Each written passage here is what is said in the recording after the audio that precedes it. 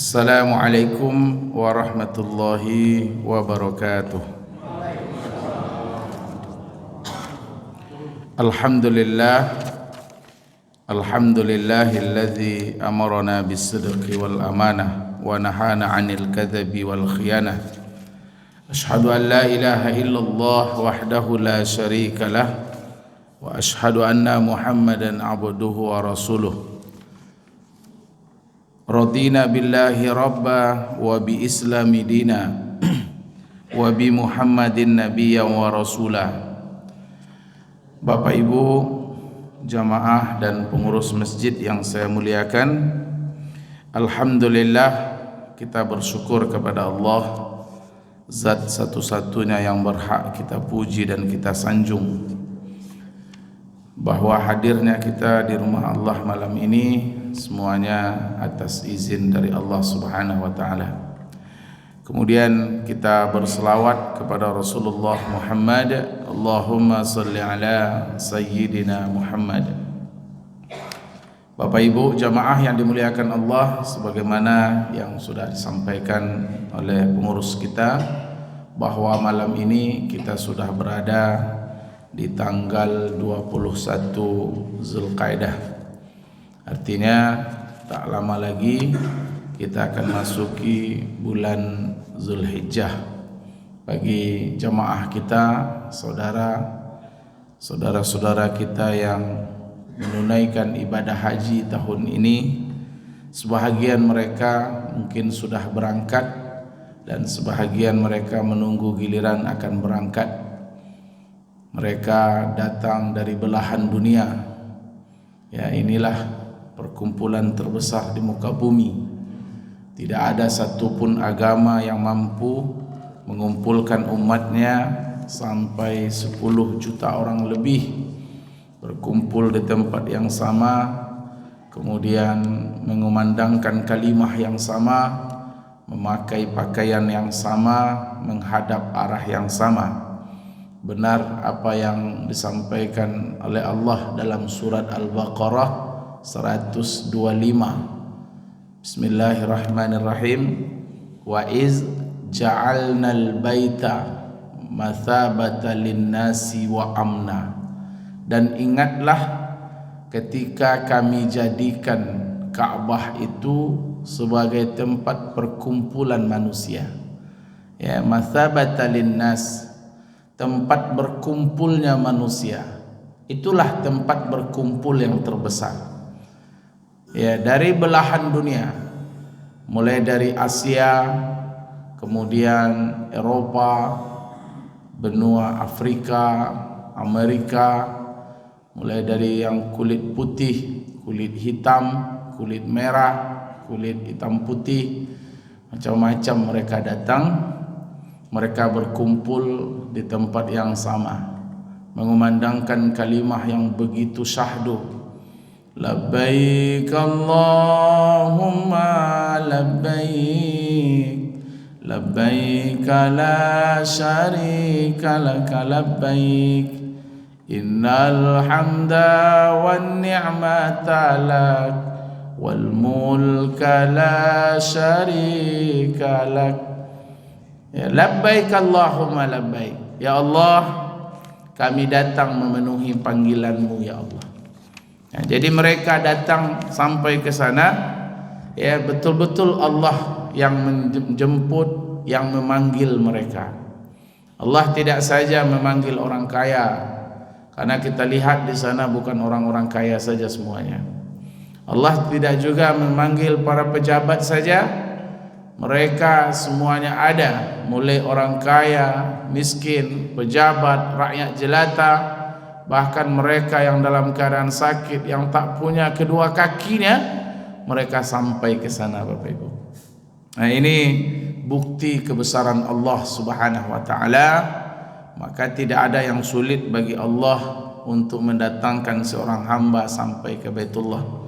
Maka Bapak Ibu, ayah bunda kita semuanya, jangan katakan tidak mungkin. Saya tak mungkin lagi naik haji, saya tak mungkin lagi umrah, keadaan saya seperti ini. Jangan katakan tak mungkin Bapak Ibu. Innama amruhu idza arada syai'an ay yaqula lahu kun fayakun. Kalau Allah berkehendak Bapak Ibu, Allah hanya tinggal berkata kun, maka adalah dia. Begitu kekuasaan Allah Subhanahu wa taala. Mungkin sedikit kita ambil contoh salah seorang ustaz kita di Pekanbaru ini, Ustaz Zulkarnain. Beliau itu dari Mutaif Terapel Cahaya Hati. Beliau tak pernah daftar haji, Pak. Beliau asal umroh selalu minta, ya Allah, tolong panggil saya untuk naik haji. Tolong panggil saya untuk naik haji. Setiap ada jemaah mau umroh titip doa. Tahu-taunya 3 Rabu belakang tak ada daftar tak ada, uang tak ada. Langsung ditelepon dari Jakarta, Ustaz bisa datang ke Jakarta minggu ini, pekan ini datang ke Jakarta Ustaz. Ya tolong kawani, ada jemaah berangkat haji plus, tolong kawani. Ternyata berangkat Pak. Alhamdulillah sekarang beliau sudah berangkat. Itu kalau kehendak Allah. Ada orang yang sudah daftar belum datang kesempatan panggilan Allah Subhanahu wa taala. Nah, ini negerinya tidak sembarangan negeri. Mekah Madinah itu bukan sembarangan negeri. Negeri yang paling suci, yang paling mulia di muka bumi ini adalah Mekah dan Madinah. Makanya Allah sebutkan wa id ja'alnal baita mathabatan lin-nasi wa amna. Amna itu artinya adalah negeri yang paling aman. Amna, negeri yang paling aman. Jadi di sana tak usah khawatir Bapak Ibu. Semua yang hilang insya-Allah Allah ganti. Semua yang hilang Allah ganti. Karena itu negeri yang aman. Ya kalau hilang uang kita, kalau sendal kita hilang, barang-barang kita hilang, tak usah khawatir Pak. Pasti Allah ganti. Makanya kalau ada orang walimatus safar, doa pelepasan jemaah haji, apa doanya Pak? Allahumma ja'alhum hajjam mabrura wa sa'yan mashkura wa dhanban maghfura wa amalan maqbula wa tijaratan lan tabura. 5 ini diminta. Allahumma ja'alhum hajjam mabrura, ya Allah jadikan hajinya haji yang mabrur, wa sa'yan maskura, sa'i yang bersyukur, wa dzamban maghfura, dan dosa-dosa yang terampuni, wa amalan maqbula, amalan-amalan yang diterima, wa tijaratan lan tabura, dan perdagangan, tijarah dan perniagaan yang tidak pernah rugi. Berdagang dengan manusia ada ruginya kita Pak.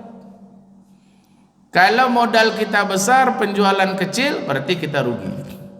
Ada masa-masa kita untung, ada masa-masa kita rugi. Tapi berniaga dengan Allah, berdagang dengan Allah, tidak akan pernah rugi. Nah, maka belanja selama perjalanan, biaya selama menunaikan ibadah haji atau umrah itu akan diganti oleh Allah Subhanahu wa taala, seluruhnya diganti. Nah, ini maka tidak usah khawatir. Negerinya memang negerinya para nabi. Itulah daerah para nabi. Makanya kalau kata Allah, faman farada fihinnal hajj, siapa yang sudah berniat untuk naik haji, fala rafasa wala fusuqa wala jidala fil hajj. Jangan pernah lakukan hal-hal yang berbau rafas. Rafas itu melakukan hubungan suami istri atau bercerita yang akan mengundang syahwat atau melihat sesuatu yang mengundang syahwat. Selama haji umrah itu jangan rafas. Karena di sana bercampur laki-laki perempuan Pak. Bercampur, jangankan haji Pak, umrah saja. Ya, kami September kemarin umrah saja itu sudah berdesak-desak laki-laki perempuan. Makanya kalau kita yang bermazhab Syafi'i ini, ya maka ada 2 yang bisa kita. Pertama, bertahan di mazhab Syafi'inya karena sudah darurat. Yang keduanya pindah mazhab ke Imam Malik. Ya, bersentuhan laki-laki perempuan tak batal wudu. Kenapa? Bedanya Imam Malik mazhab Syafi'i itu hanya menyapu rambut. Kalau Imam Malik itu disapu seluruh rambutnya. Kalau Imam Syafi'i cukup 3 lembar saja sudah sah. Berdesak-desak lah, laki-laki perempuan berdesak. Saya sampai terjepit oleh ibu-ibu dari Uzbekistan. Orangnya tinggi-tinggi besar-besar. Makanya bapak-bapak situ tidak bisa pikiran macam-macam, Pak. Apalagi kita nggak pakai benen dalam, Pak. Kita pakai tubeless saja. Yang kita pakai cuma pakai ihram 2 aja, Pak. Bawah 1, atas 1. Kalau terah terbuka itu tidak ada lagi, Pak. Kabur gambar. Maka hati-hati, jangan pikiran yang rofas. Jangan pikiran yang rofasa. Wala rofasa, fala rofasa. Wala fusuqa, jangan melakukan hal yang fasik. Ya, hal-hal yang fasik. Mengambil sendal, kalau hilang terompak, ambil terompak kawan. Jangan buat-buat di situ, Pak. Di sini jangan juga. Di situ apalagi, Pak. Kalau hilang terompak sudahlah. Ya, kalau hilang terompak pulang aja lah pakai tapak kaki. Jangan tapak ayam. Tapak ayam hilang kaki pula ayam. Pakai kaki awak pulang. Kalau hilang. Kalau ada barang-barang yang nampak, barang-barang orang yang tinggal, jangan pernah diambil, Pak. Karena itu negerinya negeri yang dijaga oleh para malaikat. Bicara saja hati-hati. Bicara hati-hati. Ada salah seorang petugas haji dari Indonesia. Di situ karena panas ditawarkan payung oleh pedagang situ. Ini Pak, pakailah payung ini Pak, panas. Alah, di kampung saya lebih panas dari ini lagi. Saya petani ini. Sudah saja ngomong baru Pak meleleh darah di hidungnya, Pak. Dirawat 2 hari di rumah sakit. Maka jangan sembarang bicara di sana, Bapak Ibu. Jangan mentang-mentang awak sudah biasa panas-panas ini tiba di situ sombong. Jangan coba-coba. Wala fusuqa, wala jidala, jangan berbantah-bantah. Ya, jangan berbantah-bantah di tanah haram itu. Kalaupun nanti mungkin ada hal-hal yang kurang kita senangi, ya selesaikan dulu haji umrohnya, nanti di Indonesia baru dibahas. Jangan di sana berbantah-bantah. Kalau berbantah-bantah di sana keras hati kita, rusak amalan, Bapak Ibu. Kamu di sana tuh banyak ujiannya, mesti sabar, Pak. Mesti sabar. Mohon maaf, apalagi orang-orang Arab itu dia sembarang lantah aja dia, Pak. Kadang kita sholat langkah-langkahnya. Saya supaya tidak dilangkahi, saya taruh tas saya di depan. Menyangkut kakinya di tali tas saya, ditariknya sampai ke situ, Pak. Tidak pula dibalikkan ke sini balik. Allah ilaha illallah. Memang kalau diputurutkan, Pak, rasa-rasa mau kita cemana, Pak, ya? Dibiarkan saya sholat. Tas saya sudah berserak-serak. Menyangkut di kakinya. Apa salahnya ditaruhnya balik sini? Kalau kita kan kalau tersipak tas orang kan kita taruh situ balik. Kalau mereka enggak, ini biarkan santai aja dia, Pak. Seolah-olah tak berdosa. Maka kita mesti sabar, wala jidal, jangan berbantah-bantah selama menunaikan ibadah haji. Nah, mudah-mudahan Bapak Ibu kita yang hadir ini Allah beri kesempatan untuk bisa datang ke sana. Walaupun tidak haji umrah, ya insyaallah habis musim haji ini kita bisa umrah. Itu di sana sudah ada spanduknya dari Ustaz Ridho, saya tengok ya. Kami satu tim sama beliau ya. Nanti Bapak Ibu bisa umrah sama kami nanti. Nah, bagi kita Bapak Ibu yang ya belum punya kesempatan haji, kita punya kemampuan harta, ikut berkurban, Pak. Ikut berkurban. Nah, dulu kurban ini Bapak Ibu jamaah yang dimuliakan Allah Subhanahu wa taala, setiap umat itu sudah ada syariat kurban ini. Nabi Adam dulu sudah ada berkurban. Qabil dan Habil itu sudah berkurban. Qabil ketika turun perintah kurban, Qabil itu dia berkurban dengan buah-buahan yang tak layak makan. Mana buah-buahan yang busuk, itu yang dikurbankannya. Kemudian Habil dia berkurban dengan hewan yang paling dia sayangi, hewan yang paling banyak dagingnya, kemudian dia berkurban. Kemudian di masa jahiliyah pun sudah ada berkurban. Dalam kitab Riyadhus Shalihin karangan Imam An-Nawawi, Dulu orang jahiliyah itu berkurban Bapak Ibu di depan Ka'bah itu mereka sembelih, kemudian darahnya itu mereka lumuri ke Ka'bah. Dilumuri Ka'bah itu dengan darah-darah kurban. Mereka lumuri semuanya karena mereka mempersembahkan darah-darah kurban itu, daging-daging kurban itu untuk Allah. Maka karena ini Allah turunkanlah surat Al-Hajj, surat Al-Hajj ayat 38. Allah turunkan surat Al-Hajj ayat 38 ini. Apa kata Allah Subhanahu wa taala? Surat Al-Hajj ayat 38. La yanalallaha luhumuha wala dima'uha walaki yanaluhu taqwa minkum. Tidaklah sampai kepada Allah daging-daging kurban itu, dan tidak juga sampai kepada Allah darah-darah kurban itu, walaki yanaluhu taqwa, akan tetapi yang sampai kepada Allah itu adalah ketakwaan kita. Jadi Bapak Ibu, kita ini berkurban atas dasar takwa. Kurban itu bukan gaya hidup, kurban itu bukanlah gaya-gayaan, tapi atas dasar takwa. Kurban, qarraba, asal katanya qarraba, artinya mendekatkan diri kepada Allah. Jadi kita berkurban itu luruskan niat betul-betul untuk mendekatkan diri kepada Allah Subhanahu wa taala. Maka ikut Bapak Ibu, kita syiarkan. Alhamdulillah saya tengok sudah kelompok 12. Masuk kelompok 12. Ini bersemangat ya berkurban. Kalau Bapak Ibu mau cari sapi sendiri, hewan kurban sendiri, silahkan cari sendiri, tidak ada masalah Pak. Ya nanti serahkan ke panitia, berikan nanti biaya operasionalnya. Ya tapi dengan syarat bahimatil an'am.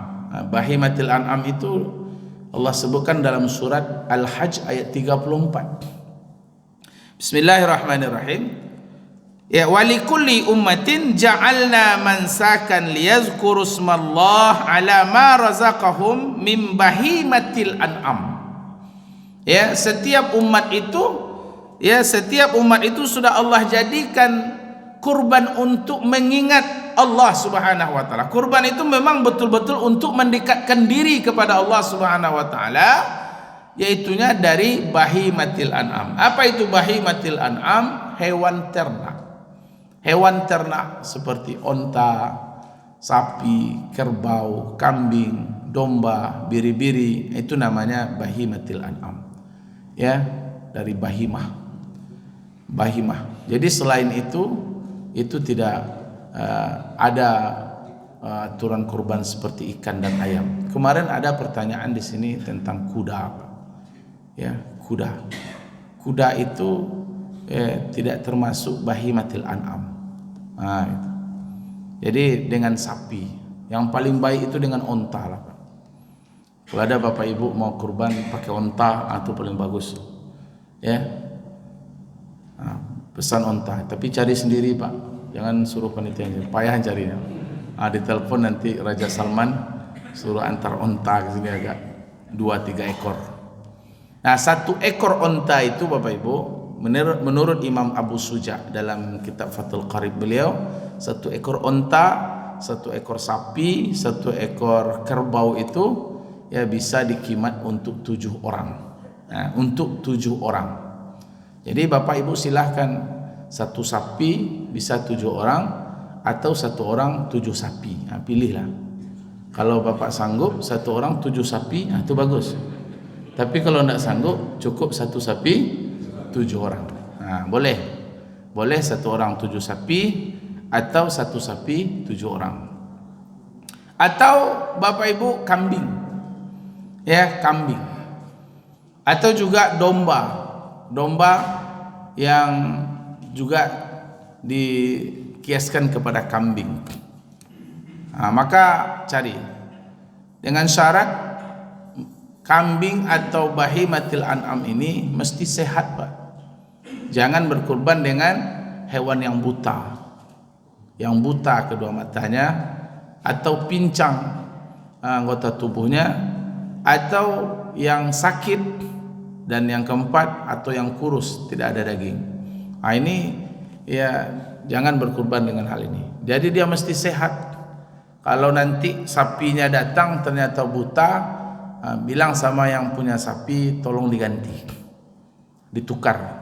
Ya, karena berkurban dengan hewan yang cacat ataupun buta ini, nah itu akan mengurangi akan kesempurnaan kurban kita.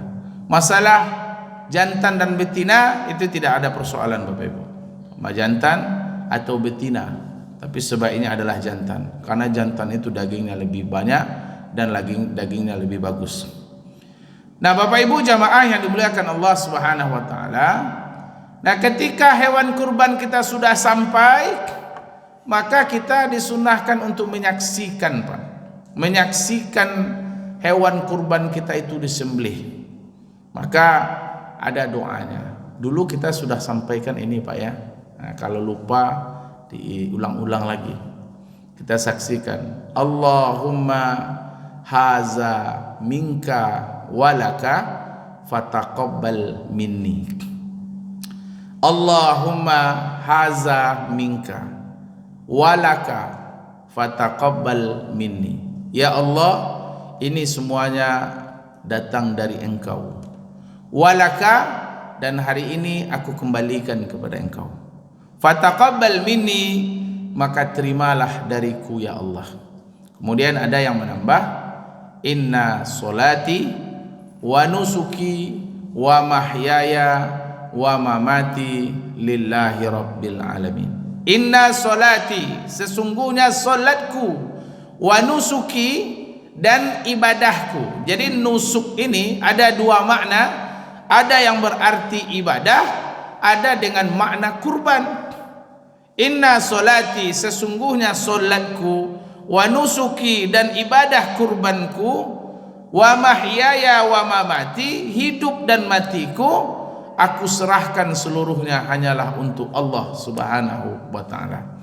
Nah ini kita saksikan Bapak Ibu. Kalau bapak-bapak mau menyembelih silahkan sembelih sendiri. Ya, kalau kita mau ya orang lain diwakilkan menyembelihnya, ya kita saksikan hewan kurban kita. Maka yang kita persembahkan kepada Allah Subhanahu wa taala bukanlah darahnya, bukanlah dagingnya, walaki yanaluhut taqwa minkum. Tapi ketakwaan kita ini Pak. Jadi kalau kita sudah dasar takwa berkurban di jalan Allah Subhanahu wa taala, maka kita mesti melakukan dan mempersembahkan yang terbaik, Pak. Maka dari satu ekor kambing itu, ya bagian kita yang boleh diambil hanya 1/3. 1/3. 1/3 boleh kita ambil, 1/3 lagi boleh kita hadiahkan, 1/3 lagi kita sedekahkan, ya, atau kita bagikan. Tapi kalau kita mau sedekahkan semuanya, ya, semuanya kita sedekahkan. Nah ini yang boleh kita ambil. Kemudian daging kurban itu sunnah kita makan Pak. Kita makan daging kurban, daging akikah, ya makan aja Pak, insya Allah aman. Ya, jangan takut nanti kolesterol, tensi, darah tinggi, jangan takut. Ya, saya kemarin ke Bukit Tinggi Pak, makan di rumah makan nasi kapau Unilinda, di samping Jam Gadang, makan dengan gulai ikan batalu Pak, dalam paru itu ada talu ya. Aman alhamdulillah. Pas tiba membayar Pak baru tensi yang naik. Jadi kolesterol mau naik, tensi yang mau naik Pak. Ya, baru membayarnya, nengok struknya, baru naik tensi. Ternyata tensi kok Bapak Ibu, kalau kita makan di luar Pak, apalagi kita ngajak kawan-kawan, awak lo membayar Pak ya, itu capek tensi naik. Tapi kalau insya Allah kalau untuk daging kurban insya Allah aman. Kenapa Allah atau Nabi suruh kita untuk berakikah dengan kambing, kemudian kurban dengan kambing? Ternyata di balik daging kambing itu ada keberkahan. ya, dalam dibalik daging unta itu ada keberkahan. Maka insyaallah daging kambing unta itu sehat. Cuman terkadang kita cara memasaknya yang mungkin terlalu berlebihan. Nah, sepertiga boleh kita ambil. Tapi kalau kita berkurban, pertama kurban wajib. Ini ada kurban wajib nih Pak. Kurban itu hukumnya adalah sunat muakkad dasarnya. Menurut Imam Syafi'i, hukum berkurban itu sunnatun muakkadah, sunat yang dikuatkan, sunat muakkad, sunat muakkad. Kalau menurut Abu Hanifah, hukumnya adalah fardu ain, wajib hukumnya. Bagi orang yang mampu dia wajib berkurban. Tapi kalau menurut Imam Syafi'i, sunat muakkad. Kita beruntunglah bermazhab Syafi'i Pak ya. Bermazhab Syafi'i.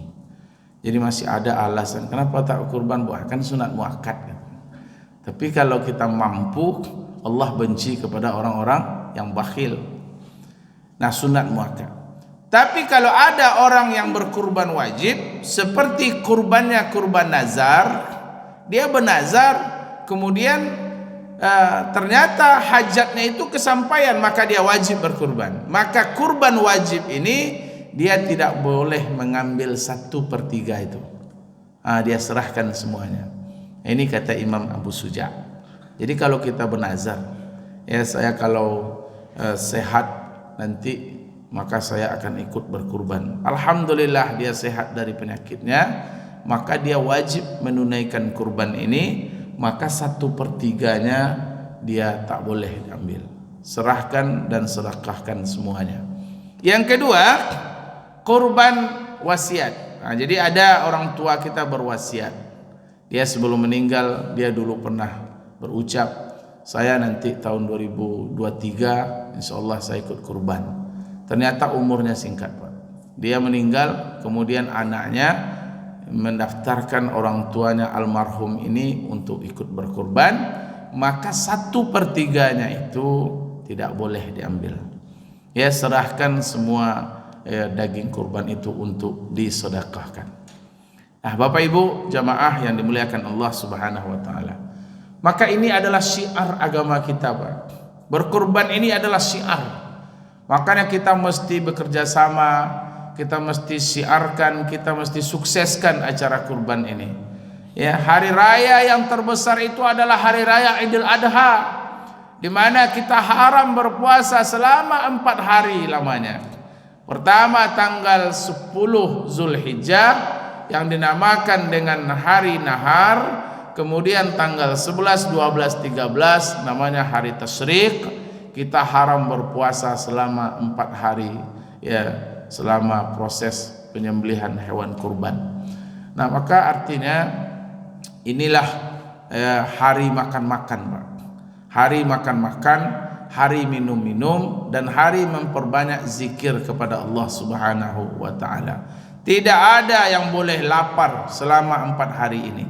Tidak ada yang boleh menderita selama 4 hari ini.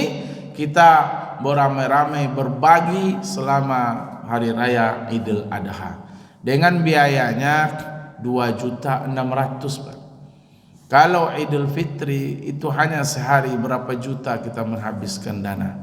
Sudah berapa juta kita menghabiskan biaya hanya untuk hari raya 1 hari, sedangkan tanggal 2 saja kita sudah berpuasa, puasa 6, tapi bisa menghabiskan dana 5 juta, bahkan ada yang 10 juta. Tapi hari raya Idul Adha ini 4 hari lamanya, takbir berkumandang siang dan malam, biayanya hanya 2.600.000. Maka yakinkan bahwa sesungguhnya setiap yang kita infakkan, ma anfaqtum min syai'in fahuwa yukhlifuh, sesuatu yang kita belanjakan di jalan Allah itu pasti Allah akan ganti semuanya. Ini namanya berniaga dengan Allah. Ya, berdagang dengan Allah, berbisnis dengan Allah itu tidak akan pernah rugi.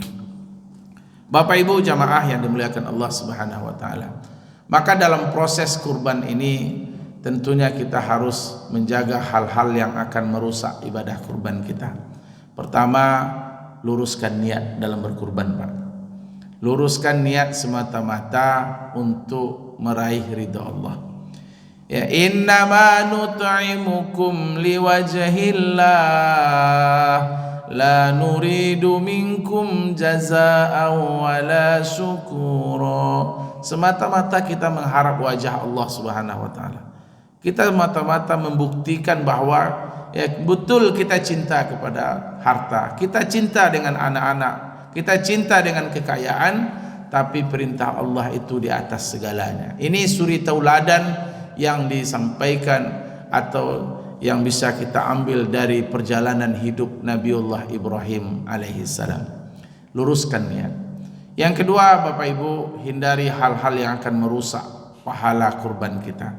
Ya, jaga lidah kita, jaga lidah, jangan sampai menyakitkan hati orang, Bapak Ibu. Ya ayyuhalladzina amanu la tubtilu shadaqatikum bil manni wal azah. Jangan batalkan pahala sedekahmu itu dengan sering menyebut dan menyakitkan. Sakit. Hal-hal yang kecil tidak usah dipersoalkan, Pak. Ini ada peserta kurban hanya gara-gara kelompok. Dia pengennya kelompok satu. Ya, tidak bisa lagi Bu, kelompok satu dah penuh. Ibu terakhir mendaftar ya dapatlah kelompok 12. Pokoknya saya pengen kelompok satu, Pak. Kalau tidak kelompok satu saya tidak jadi saya kurban. Ini hal-hal yang tak penting itu, Pak. Antara kelompok 1, 2, 3, 4 sampai 12 tidak ada bedanya.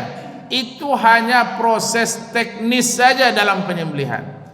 Dan jika kelompok 12 disembelih pertama juga tidak ada persoalan. Kita mulai dari kelompok 12, sembelih sapi 1 adalah kelompok 12. Baru nanti kelompok 11, baru nanti kelompok 10 dari belakang juga tidak ada masalah.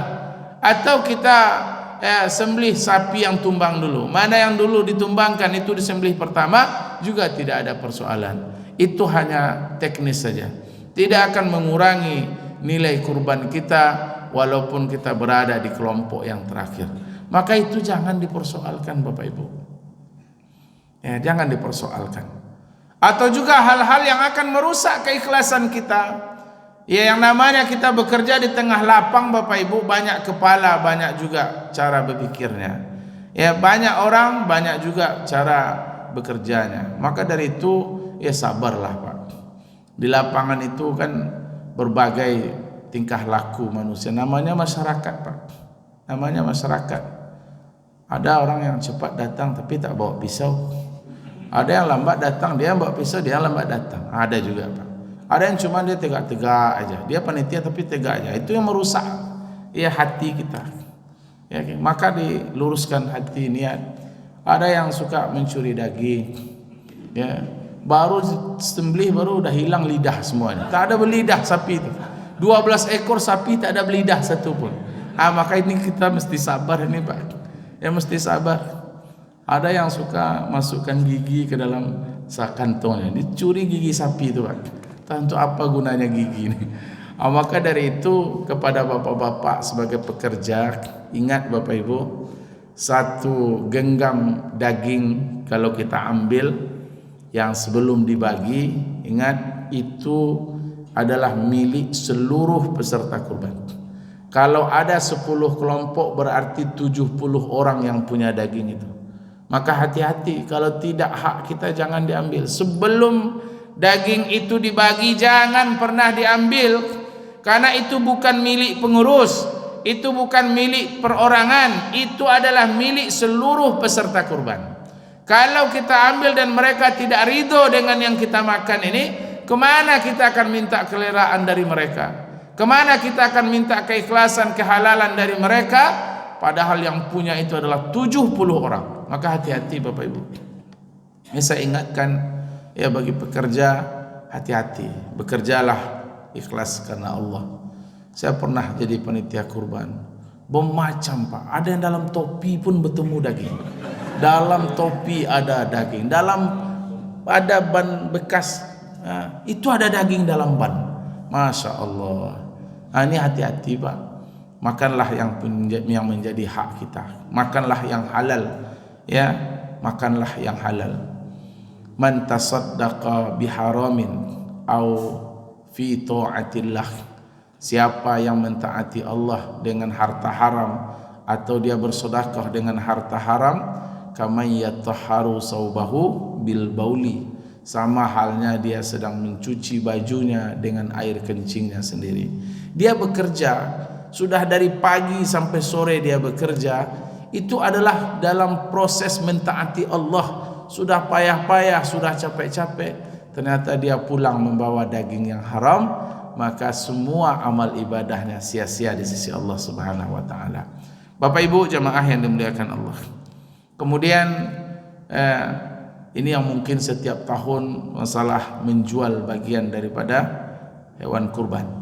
Ya, dalam hukum dasarnya semuanya mesti dibagikan. Dalam hukum dasar semua mesti dibagi.